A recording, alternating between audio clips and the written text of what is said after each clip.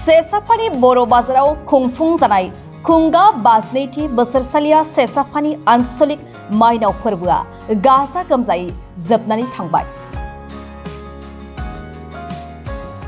सानबानि हाबाफारि लानानै गाजा गोमजायै खुंफुं जाबाय सेसाफानि बर' बाजाराव खुंगा 52थि बोसोरसालिया सेसाफानि आन्सलिक माइनाव फोरबोआ।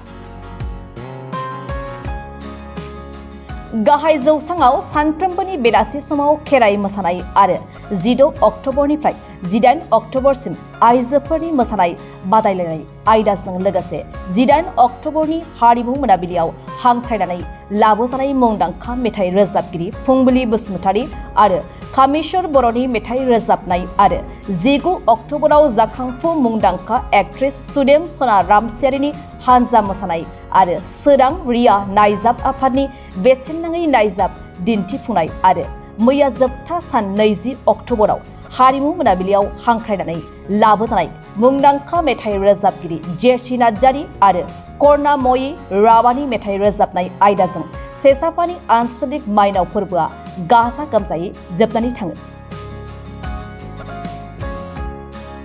मैया जोबथा हाबाफारि बायदियै माइनाव दिखांनाय समाव बाथौ मन्दिरनिफ्राय माइनावखौ बरायनानै दोनफैयो कुहिपार गामिनि दावहारु बसुमतारीनि नखराव। माइनाव बरायनानै गावनि नखराव दोनफैनो मोननायजों गोसोआव लाख'हायै गोजोननाय मोननायखौ फोरमायदों दावहारु बसुमतारीया। आं जोबोद गोजोननाय मोनदों दिनैनि नैबे 52थि माइनाव फोरबो जोबथिया हाबाफारि बुंजायो। मानो होनबा दिनै माइनाव खुन्दा थिखांनो आंनि न'आवनो थिखांलांनायखौ आं जोबोद गोजोननाय मोनबोदों। आं दिनै बोसोरथाम जाबाय जोबथि आंनि बियो। आं जोबोद गोजोननाय मोनदों गावखौनो। बेनि सायाव मा बुङो रायजो राजाफोरखौ मा बुङो नोंथाङा जे 3 बोसोराव माइनाव फोरबोखौ लांबाय मा बुङो बेनि सायाव? आं रायजो राजाखौ बेखौनो बुंगोन आंनियाव जेरैहाय दिनै रायजो राजाफ्रा गाजा गोमजायै माइनाव खुन्दाखौ थिखांनायाव रंजाबोदों थिग बेबायदिनो गुबुनाबो गुबुननि न'आव जुदि लाङोब्ला रायजो राजाफ्रा दिनै बिथांखौबो जेरै दिनै आंखौ गाजा गोमजायै हेफाजाब होदों बेबायदिनो गाजा गोमजायै हेफाजाब होथों होननानै आं खावलायनाय जायो। माइनाव लांनायाव माबाफोर नोंथाङा बेनि सायाव माबाफोर मोनदों नामा? माने मोनसे मा होनो बिदिखौ फोथायनाय दङ माने माइनाव लाङोब्ला मोनसे गावनि न'खराव मोनसे गोगोम मोनसे माइनाव थायो होननानै जोंनि बर' समाजाव मोनसे माने फोथायनाय दं। आंबो फोथायनाय दं जेरै आं दिनै माइनावखौ थिखांना लांनानै आंनि न'खराव माइनावा अरायदिन थाबाय थागोन होननानै आं बेखौनो फोथायनाय आंहा दङ। बेसेबांसो बोसोर जाखो नोंथाङा? आं दिनै बोसोरथाम जाबाय। आं जोंनि 50आवबो आं लांदों आरो 51आवबो लांदों दिनै 52आवबो आं दिनै लाबोबाय आंनि न'खराव। नेक्स्ट बोसोराव सोर लांगोन बेखौ? नेक्स्ट बोसोराव सोर लांगोन बेखौ थिरांथा लानाय जायाखै। आं बेखौनो खावलायगोन नेक्स्ट बोसोराव लांनो थाखाय जाय मानसिया मोदोम गुदुं बियो दिनैनिफ्राय बा जोंनि कमिटियाव जनायना होखायोबा जों बिराद गोजोननाय मोनगोन आरो। माइनाव लांनायाव रायजो राजाफ्रा नोंथांखौ बेसेबांसो हेफाजाब होबाय? बुजियाखै आङो। माइनावखौसो लांबाय नोंथाङा बेसेबांसो रायजो राजाफोरा अनसायबाय बा नोंथांखौ हेफाजाब होदों दा? दाथ' नुनायाव बुहुद मानसियानो अनसायदों आरो गुबुन बोसोरावबो बुहुद अनसायबोनानै आंखौ हेफाजाब होदों माइनाव थिखांनायाव आरो माइनाव लाबोनायाव। 52थि जि माइनाव फोरबो बे जोंना दिनै फैयै जोबथि हर। बिदिनो थांनाय दिन सानब्रैया मोजाङै मोजां थांदों।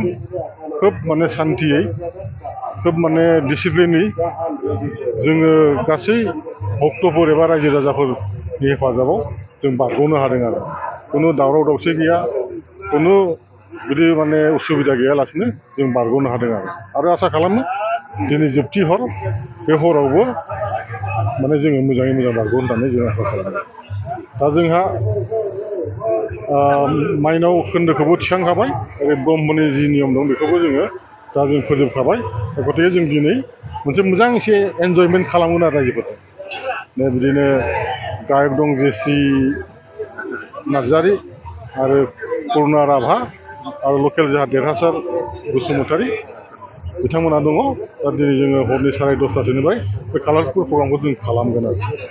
दिनै बे मोजां थांगोनखौ आसा खालामदों। एकदम आसा खालामदों 100%।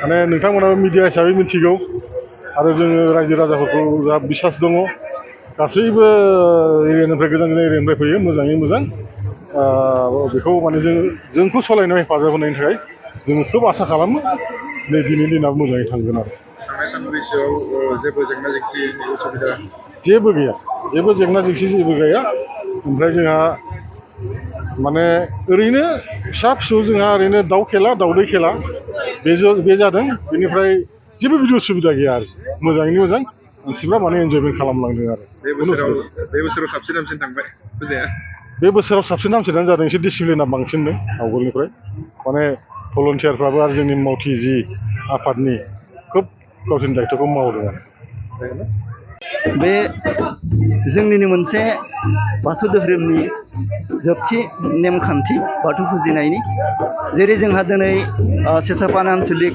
माइनाव फोरबो 52थि खुंनायनि सानबानि जे हाबाफारि दंमोन बे सानबानि हाबाफारिनि उनाव दिनै सानबानि हाबाफारिया जोबनायाव जोंहा जोबथि माइनाव थिसननाय हाबाफारि बे जोबथि हाबाफारिखौ जोङो खालामदों बेनि गेजेरजों जोङो माइनावा जाबाय बुहुमनि जिब जिबिखौ जाहोनानै फोथांना लाखिग्रा अनसुलि बिमा बेनिखायनो जोङो माइनावखौ जेब्लाबो जोङो अनसायनानै जेब्लाबो जोङो खुलुमनानै जेब्लाबो जोङो बेखौ गोथार बिन्दोनिफ्राय जों आलो गोजोनै लाबोनानै जोङो गोजोनै बिमा माइनावखौ जोङो दोनफैयो बेबायदिनो दिनै जोङो जोंनि जि खुंगा 52थि सेसापानि माइनाव फोरबोनि जि जोबथि हाबाफारि माइनाव खुन्था दैखांनाय बे मोनसे जोंनि मोजां खान्थि बिमा माइनावा जिहेथु जोंखौ जाहोयो बिमा माइनावा जिहेथु जोंखौ आलो गोजोन लाखियो